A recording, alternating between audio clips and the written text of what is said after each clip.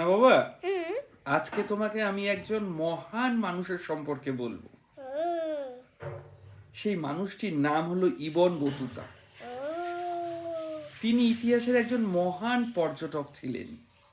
হ্যাঁ, এবং তিনি যেখানে যেখানে ঘুরে বেড়াতেন সেই সকল জায়গার বৃত্তান্ত, হ্যাঁ, যেমন এখন তোমরা ব্লগ করো ঠিক সেরকম তিনি বই লিখতেন।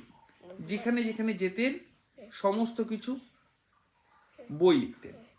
হ্যাঁ, তার নাম হচ্ছে, সংক্ষেপে ইবন বতুতা বলি আমরা, তার নাম হচ্ছে আবু আবদুল্লাহ মোহাম্মদ ইবন আবদুল্লাহ আল লাওয়াতি আত-তানজি। এত বড় নাম, সংক্ষেপে একে ইবন বতুতা বলা হতো। তিনি কি করেছে শুনলে অবাক হবে, জানো বাবা?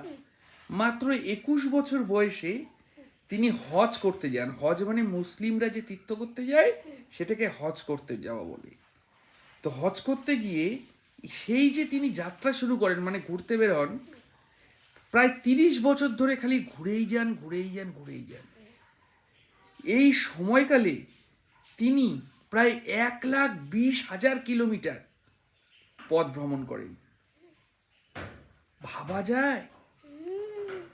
হ্যাঁ, তিনি কত কত কত জায়গায় ঘুরেছেন শোনো।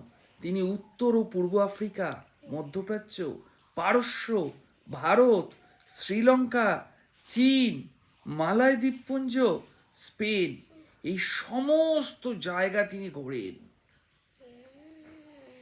হ্যাঁ, ভারতে এসে তিনি দিল্লির সুলতান মোহাম্মদ বিন তুগলকের দরবারে এসেও কাজ করে। দীর্ঘকাল তিনি বিচারক হিসেবে নিযুক্ত ছিলেন এবং ভারতের সেই সময়কার রাজনীতি, সমাজ, জীবনযাত্রা সম্পর্কে তিনি ডিটেলস লেখেন। তার একটি বই, সেই বইটার নাম হচ্ছে রিহলা। তিনি সব ডিটেলসে বলেন।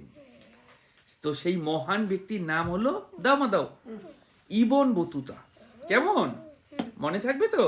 চলো আমরা সেই মহান ব্যক্তিকে আমাদের আন্তরিক শ্রদ্ধা জানাই। খুব ভালো।